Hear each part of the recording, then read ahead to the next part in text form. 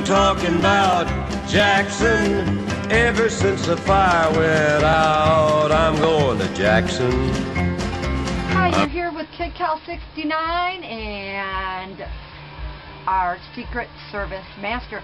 Could you show them the November issue of Rollingstone? Who's on the cover? It's good for Jay-Z. Jay-Z. He has a couple companies, doesn't he?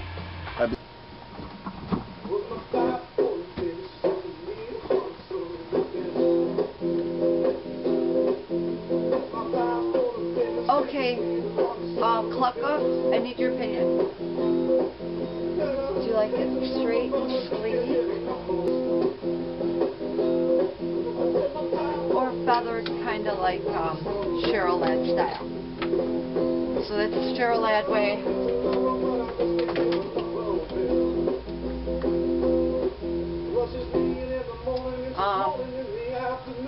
Chick from Desperate Housewives way. Nicolette Sheraton, something like that. Alright, you've all been asking, where you at, Rock? Where you at? Where has Kid Cal 69 been? Well, a lot of you know that I'm bipolar. Now, being bipolar is awesome when you look at the likes of Linda Hamilton or Albert Einstein, Hemingway, such as that dude Sonny from General Hospital. He was so bipolar that he was on Oprah and he said that he actually thought he was the character Sonny at home and tried to kill his wife. That is how serious bipolar disorder is. Now, I was diagnosed about 6 years ago, but, you know, they should have kind of figured it out when I was 13, when I thought I was going to be on the cover of the Rolling Stone. So, blah, blah, blah. They diagnosed me six years ago, and I was given lithium.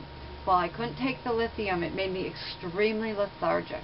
And plus being bipolar and a workaholic on the show, Rocket Fun Music, and also the magazine Rolling Stone Dreams. Since I'm an alcoholic, I love being able to stay up for 2 or 3 days without any drugs or alcohol. Just some coffee, Coca-Cola, and NA. Well, it came back to bite me in the ass. Last week I was busting ass on the magazine Rolling Stone Dreams. Now we'll talk about that in a little bit. But the situation was that on about the 4th day awake, I decided I had to get some sleep. There's no doubt about it. Now, Kid Cal 69 hates pills. I chronically talk about never attempt suicide, never take pills, never do drugs. And this is what bipolar does. It gives you delusional thinking. I was like, God, I'm so tired. I'm just going to take like 7 of these Claritins. I found them in Jada Pro's medicine cabinet because he has allergy. So I take the 7 pills, and this is no shit. I decided I want to listen to some Kid Rock, so I take out my album, and honestly, it was the album that had the finger going right there at me. And I freaked out. And I woke Jada Pro up, and I said, I just took 7 Claritins. I don't know if it's dangerous, but the reason I did it is stupid. I did it so I could sleep, and now I'm scared. So they took me up to the hospital, where the cops had to handcuff me to the bed at Memorial Hospital. I guess my 5'1" self is threatening in some way. Whatever, procedure, whatever the deal. But they handcuffed me to the bed, and then they knocked me out with what they call Hadderall. Shoot you right up in the hip. And you're scared to death anyway. Plus you're like, hey, I just took 7 Claritins. I really wish to God that they could get this out of my system before they inject me with some frickin' horse tranquilizer. I get up to St. Luke's, wake up, I'm like, oh my God, here we go again. It's my 3rd hospitalization in 6 years. The other 2 were induced by binge drinking. I've been sober 3 years now, though. 2.5, really. So, thank God for that. So I wake up at St. Luke's Hospital, depressed as hell. I met a friend named Lana, and she let me use this nurse's radio that she had. and I was able to listen to Kenosha WLIP with Lou Regani on Thanksgiving, and it was just spectacular. He kept my holiday spirits up. He did a Music of the Stars radio show about Miracle on 34th Street, and I had remembering watching that movie with my very best friend Tracy, who I call TC69. I guess we gotta call her TCK. No, we gotta call her TLK. TLK69. Her and I watched that movie together when we were about 8 years old.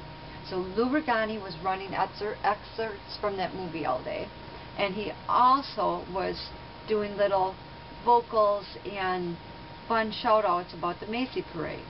So I listened to him every day while I was at St. Luke's Hospital, which is a fabulous Hazleton program. Let me tell you a little bit about that program.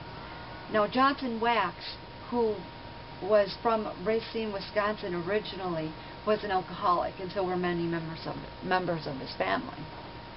Well, blah, blah, blah. When he died, he donated endless amounts of books produced for Hazleton recovery programs, 12-step programs, like One Day at a Time, the big book, 12 and 12. I got two beautiful ones there. Hold up. Here, listen to Rock God while I go get my books. Yeah. That's what I'm waiting on. Well, my Bible is me I'll be right back.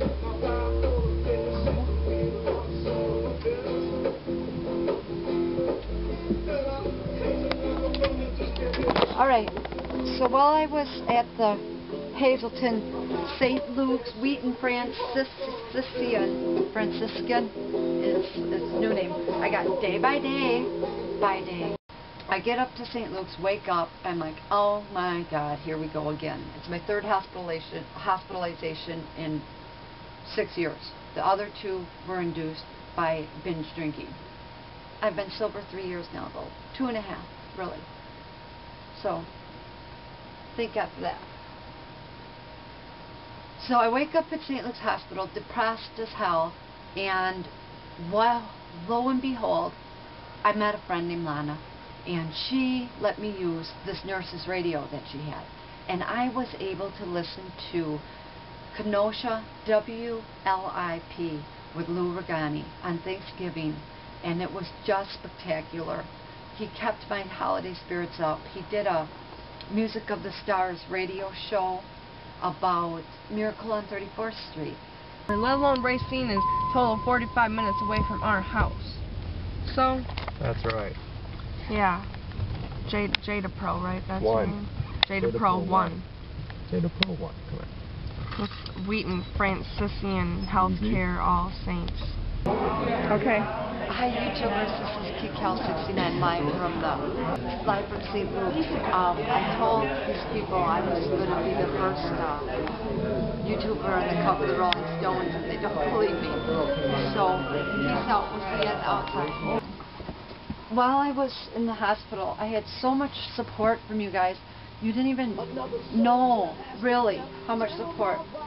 I put this on. This is from Drew from Rock County, him and Tommy Holland. They were with me in spirit, and I knew some of those guys had been down a hard road in their lives, and they got through. Maybe not as dramatically as Kick Hell did. Real, lying here with no one near, only you, and you can hear me when I say